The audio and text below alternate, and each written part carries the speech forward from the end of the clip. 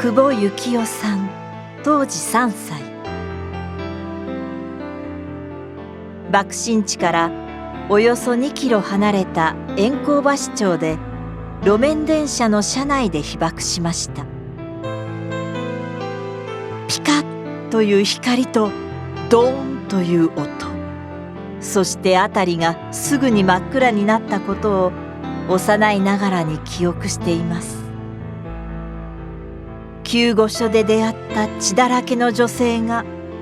今も鮮明に目に焼き付いているといいます。大学卒業後は広島電鉄に入社し長く勤めました。核兵器をなくしたい、そのために自分の体験を伝えていきたいと語ります。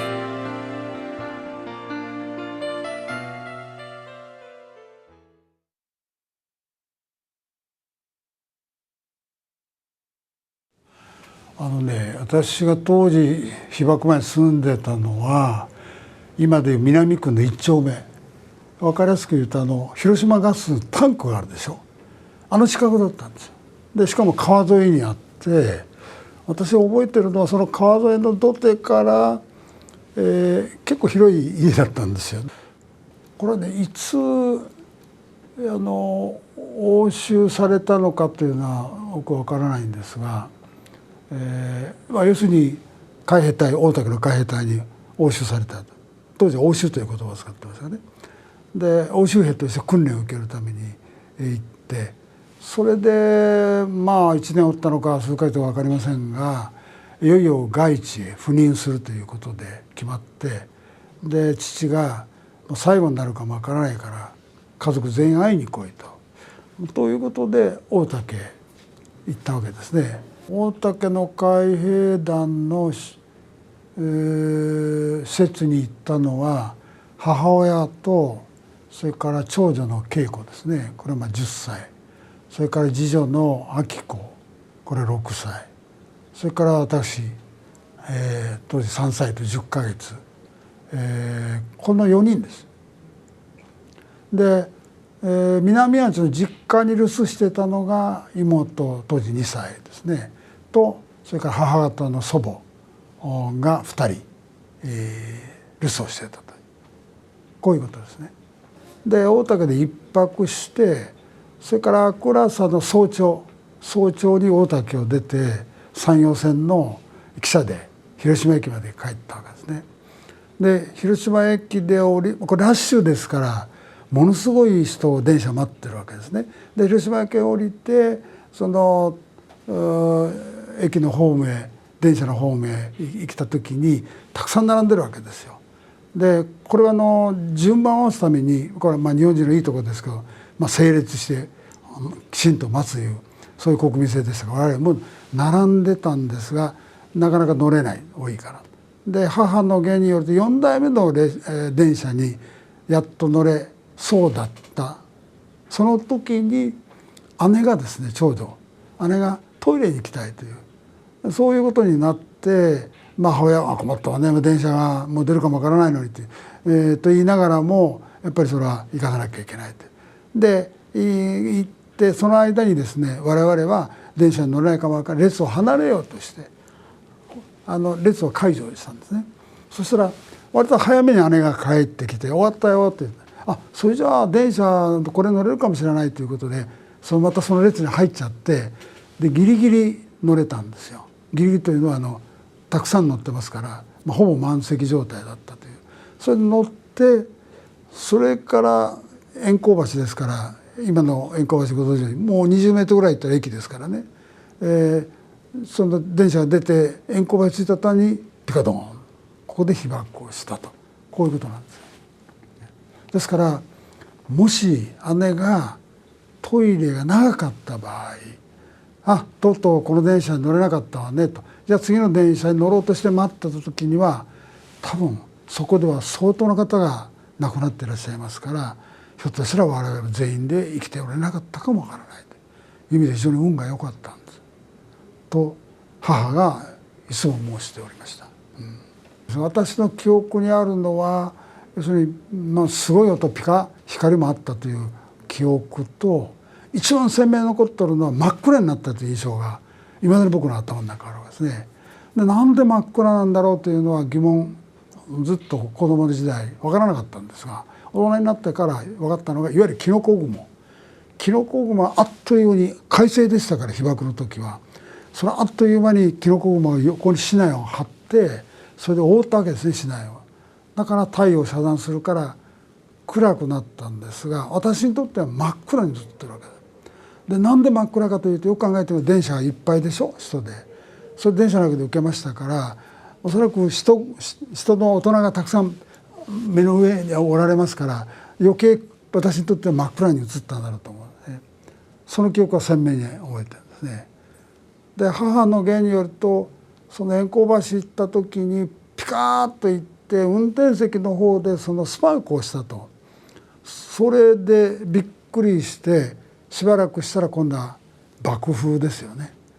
爆風が来て、この爆風で鉄の電車がガタガタガタガタってこうすごい揺れたんですって。それで非常に怖かったということで、その状況が続いて、それからまた異臭、非常に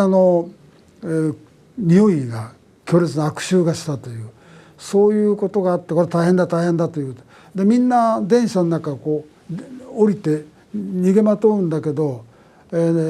母は出ちゃいけませんと、その方が危ないからって言って、子供たちには、ここから姉が言ってるんですが、出ちゃいけませんと言われた記憶がある。ですからしばらくはどうも電車の中にいたようですね。それからそれで被爆した後に外へ出た時に、姉の話では、先ほど電車に乗った時の辺りの景色が全く変わってたと。要するに爆風、それからでやられて潰れてるわけです。その神谷町が見るともうほとんどみんな恋の山まで見えるわけですから、残ってるのはコンクリートの建物だけが残ってるという。その中の一つが円光橋は、我々の今でもありますが、広島信用金庫の支店がありましたから、これ鉄筋コンクリートなんです。そこから電車で降りて、電車路線を伝って自宅まで帰るという。まず我々家族は、特に母親は、妹が実は実家で留守をしてましたから、今の祖母と。だから妹と祖母がどうだろうか、それが心配の一心で、とにかく必死で歩いて帰ったと。で帰った時にですね、近所の人がおられて、妹がどうかと言ってこう訪ねたら、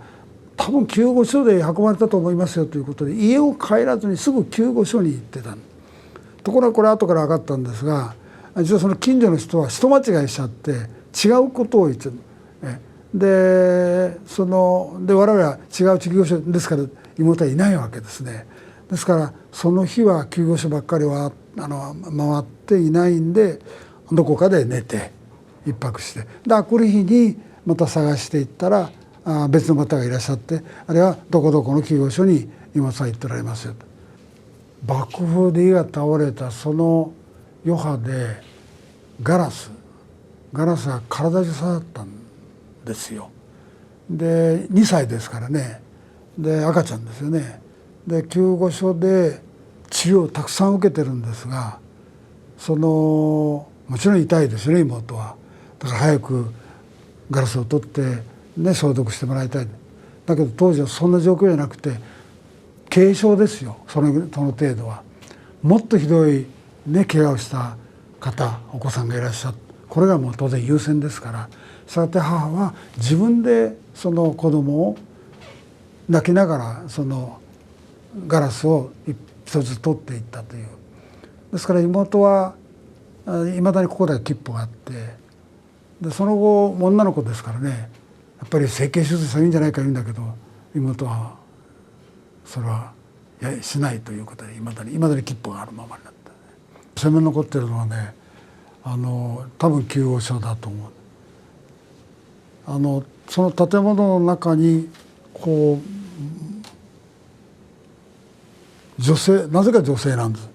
女性の方が血だらけでボーッと立っていらっしゃる。それがずっといまだに焼き付いてます。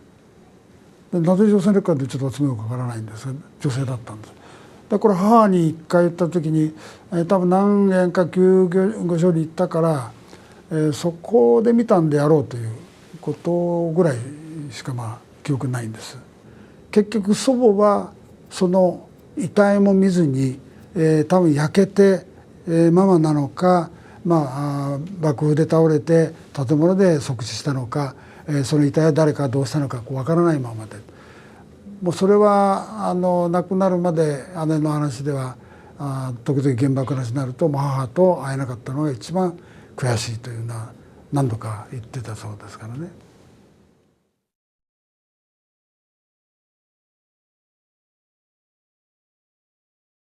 やっぱり広島帰って就職しようと。たまたま大学が電鉄が募集してたわけですよ。電車で受けてね、自分が大人になって就職したのが電鉄ですから、これは何かのなんですよね、運命なんですよね。それはふとこう冷静に考えたら不思議だなと思ってます。一番僕の被爆体験、やっぱりこれは皆さんに披露した方がいいんじゃないかと思ったのはやっぱり60代ですよ。60代に、たまたま私もある役職があっていろんなところで話をしたり、挨拶を頼まれたりすることもあるんで、そういう中で今日は僕の被爆体験話すのにちょうどいいかもしれないなという話を、つまりその県外から集まる人がたくさんおられたもんだか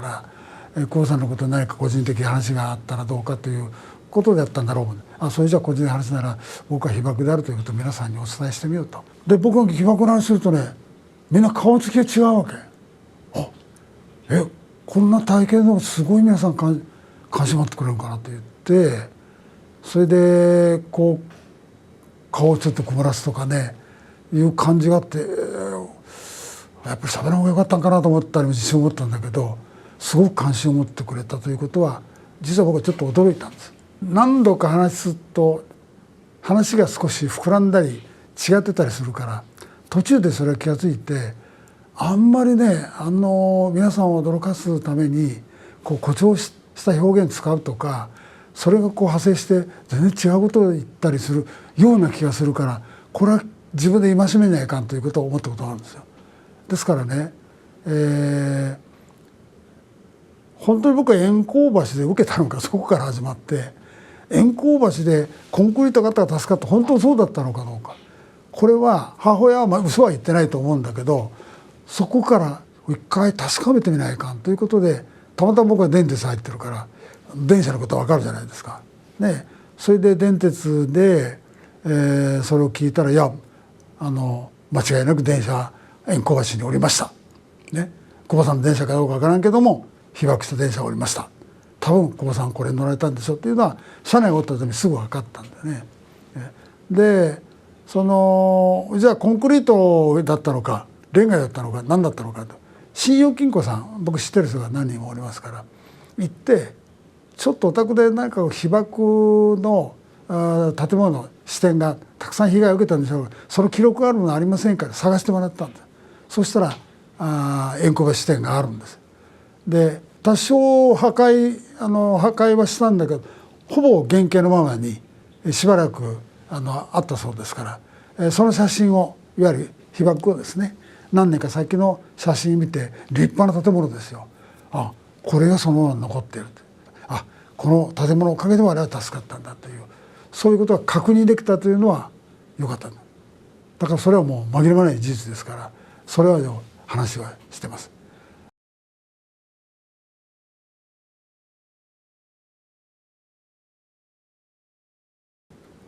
それじゃあその核兵器をなくすにはどうしたらいいかということなんですが、簡単にはいかないかも分かりませんけども、押す人間がおらんようになるか核兵器なくすか、どっちかとすれば人間おらんようになる方を選ぶ人は誰もおりませんね。当然人間は生き延びていかないけど、なくすのは核兵器という、そういう単純発想ですね。そういう思いは僕ら被爆者にとっては非常に強い思いを持った。それは私も以来だ、そういう機会があればね、ぜひそういう声をかけて僕の被爆体験を話をしてみるかなとこう思ってますけどね。